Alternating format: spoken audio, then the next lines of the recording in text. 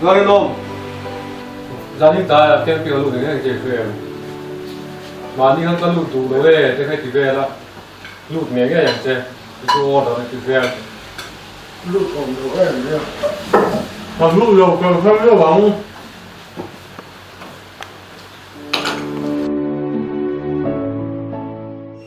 lụt có văn lụt lại phải đâu lụt tăng chút tiền nên ông mấy lẩu tôm tí đầu tuần về to nga tuần chuẩn chưa thì hầu mấy mày mình rèn nhà trong ai đâu xuống qua không đến mà một chứ xuống khu lại hầu na tầm bút tu ca in chặt đủ lâu cho ipa là cả phụ huynh các chân rèn thấy lẩu chứ tu mà cho nên tuần chuẩn chưa ít chả về to nga in xuống khu lại thì cùng để bỏ tắm to lúc tu thì ông mấy mày rồi coi mấy rồi lên to lâu in chung khu ta nhà nên chăn em ngay ta kia nên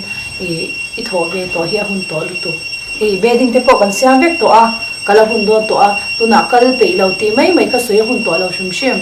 kal don kanam ha hai rồi đấy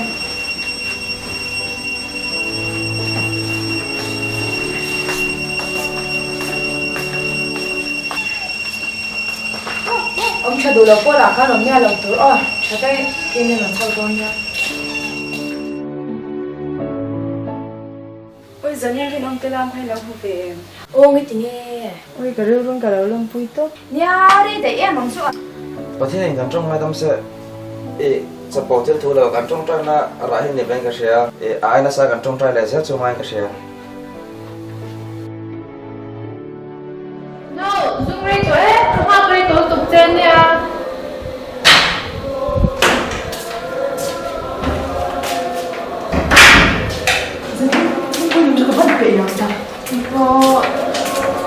cái nó cũng là rồi cả giống là lông châu con cái tổ nhìn ông châu tổ lên hơi có tuổi á thì đây là dân nhiên những con bán trong trai đây là con trong trai này đều ra họ có một chút chết anh gì thế chú trong trai trăm tiền tung rảnh ra nha anh gì họ vẫn ông chú chưa mua nó sao bắt này đâu rồi thì cha cái nó thịt rồi à cố để thì cái xây sản bắt lâu tuổi thì anh thì chuột và mà rồi nó còn số của cái các mùi đàn này rất nhiều chưa mà như lúc là mình không phải gì cái giặc thì nó cái gì đúng không chú ơi cả đồ có đồ thì cũng ngon ngủ dậy không nào có sự đồ ăn ăn lắm có đồ không có đồ em nhớ cần tôi sẽ ra sẽ biết không ạ chỉ là vậy dù là phiền nha lý đầu có cô nữa đấy không có đồ chúng tôi không có đồ chính quý lùng đô nó kia cả hầu cùng gì đấy giờ bạn không visit này chứ các người sẽ tập cái gì thì mà giải phẫu tưởng là biết được cái gì giải phẫu thật gì là sẽ về vòng vòng tu niệm mà cái lão nữ nó xa xe là ông nông bôi giải phẫu là tiền in mong về tổ là trăng sĩ về lại vắt gì là vậy rồi mà rồi chứ rồi vốn này hiện cái luồng tỷ giống lại cái tuổi nó giống cái cản mắc rồi bị lâu đi rồi vốn nó đang hay mang về cái tuổi thao suy biết rồi đồng độ lại mang đầu vào hình cái chung mình sẽ thu phần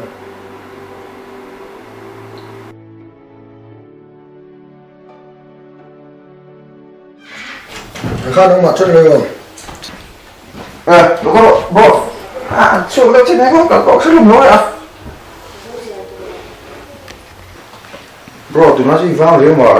biển thoát nên điều tốt tụi nó tiền tốt này rồi từ đây là bây giờ thu sợi dây lông này tổ chuyên dùng nào này tụi nó mà sẽ cắn phim nó anh đầu tiên anh làm cái đây cắn tóc xa cắn đi luôn thì sẽ tiêu nhẹ lúc ở đây cái gì là chú Krista pan hi cắn ta phim nó chú nên là gì à nên thì có mấy mình có mỗi chúng có ít về trên châu đâu giờ đến chú vượt về tổ lên mày tổ trưởng bà nha thì thoát ăn vào bốc xem mò tuần lai riêng nó mà cần chú đăng đại thể thế mày à nha riêng để tập luôn anh không lâu lẽ rêu rêu tổ hoa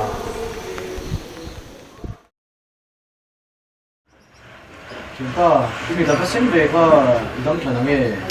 nè đi rằng cái khóa xịt rằng khóa chắc rồi你就点那种，啊是我妈是火电的这， nè bạn cái bao hùn mà chắc có hồ vẽ là có mua phan mắc con gì nghe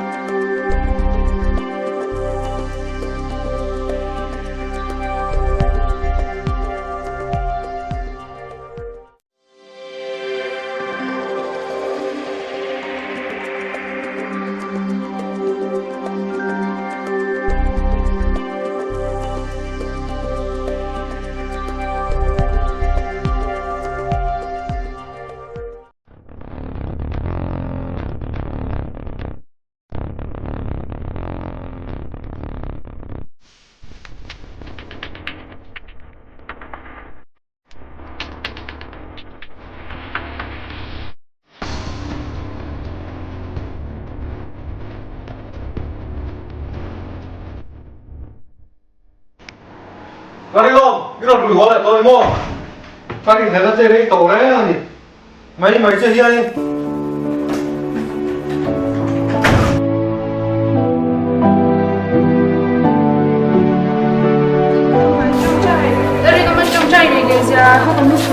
Anh gì thế chú trong trai trăm tiền tung rảnh ha nhé. Anh gì hao vẫn ổng chú chưa mua, nó xong bắt lại không lầu. Thì cha cái nó thì cứ là ổng cố để thì bên xây sản các lầu chùa thì anh thì chùa và mà rồi nó phải nó xong cố thì các mù đàn này rất nhiều chưa. Mà như lúc là mình không phải gì, cái giặc thì tuần lai riêng mà cần nó chú đăng đại thế mày à? nha riêng để chạy tập tập rồi anh không lâu lẽ rêu rêu tổ hoa